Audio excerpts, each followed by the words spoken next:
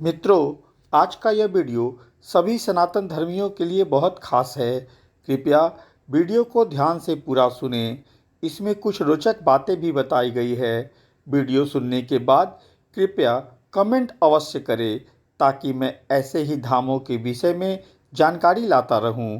साथ ही चैनल को like, subscribe और शेयर अवश्य करें जिससे ज़्यादा से ज़्यादा लोग इस बात को जान सके। मित्रों, भारत के एक पवित्र धाम के बारे में कहा जाता है कि जब तक वहां से बुलावा नहीं आता तब तक लोग वहां नहीं जा पाते। भक्तों की मनोकामना पूर्ण करने वाली, उनके सारे दुखों को हरने वाली, उनके सारे समस्याओं का अंत करने वाली, खुशियां प्रदान करने वाली, निसंतानों को संतान प्रदान करने वाली वो और कोई नहीं बल्कि हमारी वैष्णो माता हैं, जिनके धाम को हम सब वैष्णो माता धाम के नाम से जानते हैं। यह जम्मू कश्मीर के त्रिकुटा पर्वत पर अवस्थित है। सबसे पहले हम लोग यह जान ले कि आखिर वैष्णो माता है कौन। हिंदू धर्म के पौराणिक ग्रंथों के अनुसार दक्षिण भारत में वैष्णव परिवार से संबंधित रत्नाकर सागर नाम के व्यक्ति थे, जो अपनी पत्नी के साथ वहां रहा करते थे। इन लोगों को एक बात का काफ़ी दुख था कि ये लंबे समय से निसंतान थे, परंतु इनकी श्रद्धा भक्ति से इनके घर खुशी का समाचार प्राप्त हुआ और इनकी पत्नी गर्भवती हुई। जब बच्चे के जन्म का समय आया तो माता ने सपने में आकर रत्नाकर जी से कहा कि मैं कुछ दिनों में तुम्हारे घर जन्म लूँगी, परंतु जन्म इस वचन पर लूँगी कि जन्म के पश्चात मैं जो भी करूँगी वो तुम लोगों को मंजूर होगा। मेरे कार्य में या मेरे मार्ग में कोई अवरोध नहीं बनेगा। अगर यह वचन मिलेगा तब ही मैं जन्म लूँगी। रत्नाकर जी द्वारा वचन दिए जाने के पश्चात कुछ ही दिनों में उनके घर एक पुत्री का जन्म हुआ। रत्नाकर जी काफ़ी प्रसन्न हुए क्योंकि वह जानते थे कि यह पुत्री कोई साधारण बालिका नहीं है। इसलिए उन्होंने बच्ची का नाम त्रिकुटा रखा। वैष्णव परिवार में जन्म होने के कारण ये वैष्णवी कहलाईं। धीरे धीरे त्रिकुटा बड़ी हुई। जब वह 9 साल की हुई तो समुद्र के किनारे जाकर तपस्या करने की अनुमति अपने पिता से मांगी। वचन में बंधे होने के कारण रत्नाकर जी ने बिना कोई सवाल किए उन्हें तपस्या करने की अनुमति प्रदान कर दी। त्रिकुटा समुद्र किनारे जाकर प्रभु श्री राम के रूप में भगवान विष्णु की तपस्या की। उसी समय माता सीता की खोज करते हुए प्रभु राम अपनी सेना के साथ समुद्र के किनारे पहुँचे, जहाँ श्री राम की दृष्टि तपस्या में लीन त्रिकुटा पर पड़ी।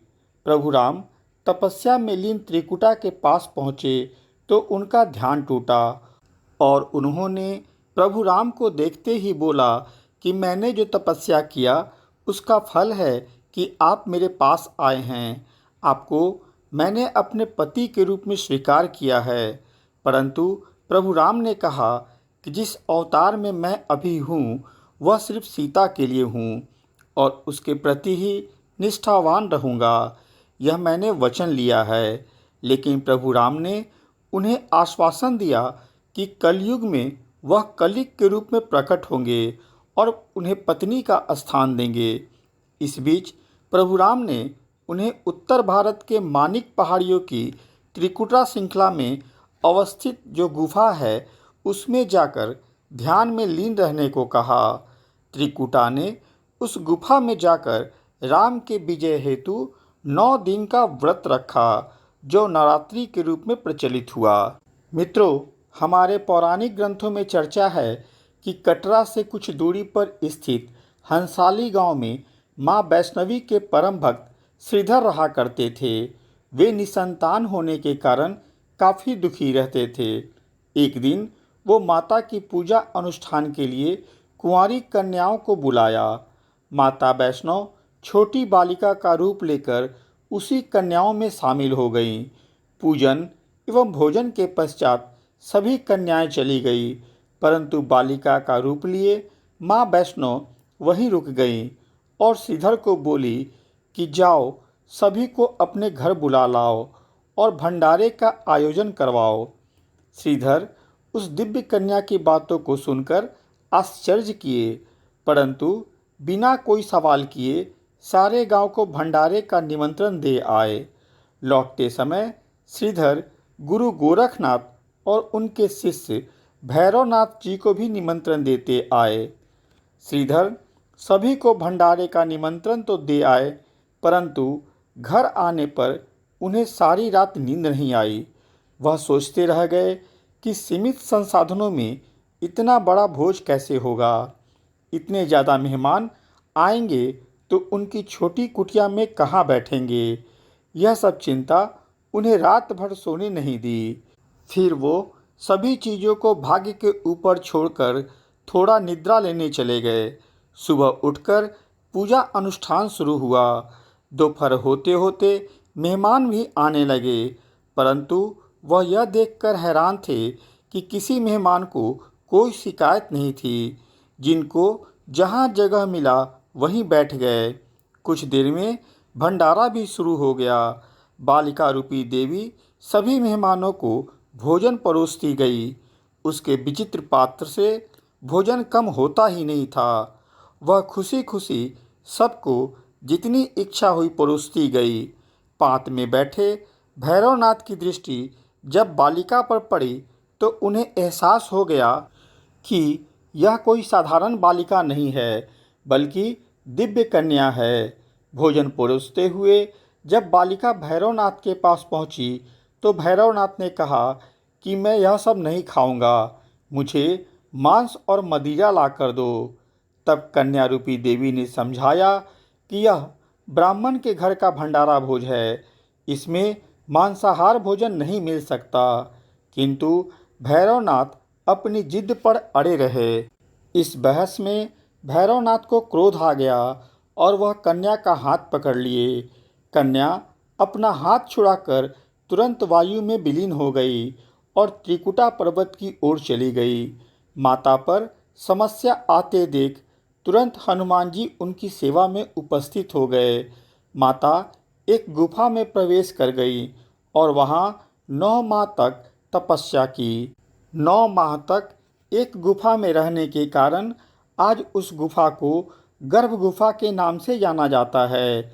9 माह तक हनुमान जी उस गुफा के मुख पर माता की सुरक्षा में खड़ा रहें। उधर त्रिकुटा पर्वत पर कन्या को खोजते हुए भैरवनाथ भी भटक रहे थे। तब वहाँ एक साधु ने भैरवनाथ को कहा कि तुम जिस कन्या को साधारण बालिका समझ रहे, वह आदि शक्ति जगदम्बा हैं। तुम उनका पीछा छोड़ दो। इससे पहले माता की सुरक्षा में रहे हनुमान जी को जब प्यास लगी तो माता ने धनुष से पहाड़ पर बाण चलाकर एक पवित्र जलधारा प्रकट की, जो आज वानगंगा के नाम से जानी जाती है। जिस समय माता भैरवनाथ से छिपकर जा रही थी और एक जगह कुछ देर रुककर यह देखना चाह रही थी कि वह उनका पीछा कर रहा है या नहीं, उस स्थान को चरण पादुका कहा गया। इधर भैरवनाथ जब कन्या को खोजते हुए गुफा के द्वार पर पहुँचे तो वहाँ हनुमान जी के साथ उनका भयंकर युद्ध हुआ। जब हनुमान जी निढाल हो गए तो भैरवनाथ गुफा में प्रवेश कर गए। यह देख माता ने उग्र और क्रोध में अपना आकार महाकाली के रूप में ले लिया और गुफा के दूसरे रास्ते से बाहर निकल गई। जैसे ही भैरवनाथ उनके पीछे पीछे गुफा से बाहर निकला, माता ने क्रोध में उस पर भयंकर प्रहार किया। परिणाम यह हुआ कि भैरवनाथ का सर कटकर दूर एक पहाड़ी पर गिरा। वह पहाड़ी भैरव घाटी के नाम से जानी जाती है। माता जानती थी कि भैरवनाथ की मंशा गलत नहीं थी, बल्कि वह उनके हाथों से वध होकर मोक्ष प्राप्त करना चाहता था। मरते मरते भैरवनाथ ने अपने कृत्यों के लिए माता से क्षमा मांगी। माता ने प्रसन्न होकर उसे पुनर्जन्म के चक्रों से मुक्ति प्रदान की। साथ ही वरदान के रूप में अपने से ऊंचे स्थान पर स्थापित किया तथा यह भी कहा कि मेरे दर्शन के पश्चात जो भक्त तुम्हारा दर्शन नहीं करेगा उसकी धर्म यात्रा अधूरी मानी जाएगी। मित्रों, यह थी वैष्णो माता की संक्षेप में कहानी, साथ ही भैरवनाथ के वध के पीछे का रहस्य। मेरे द्वारा दी गई जानकारी यदि आपको पसंद आई हो तो कृपया मेरे चैनल को लाइक, सब्सक्राइब और शेयर अवश्य करें। साथ में बेल बटन भी दबा दें ताकि आगे आने वाली वीडियो की सूचना आपको मिल जाए। धन्यवाद।